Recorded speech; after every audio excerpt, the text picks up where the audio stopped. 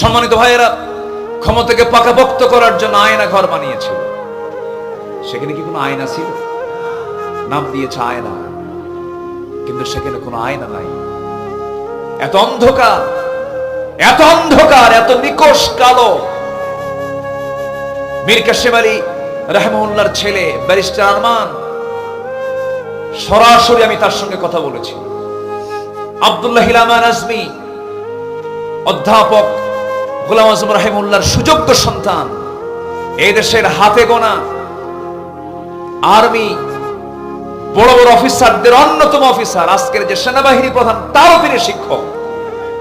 Barrister Arman Ajmer সঙ্গে কথা বলেছি। ব্যারিস্টার আরমান তিনি বলেছেন যে আমি 8টা বছর এই আয়না ঘরে ছিলাম, সূর্যের চেহারা দেখি নাই, সূর্যের চেহারা আমাকে দেখায় নাই।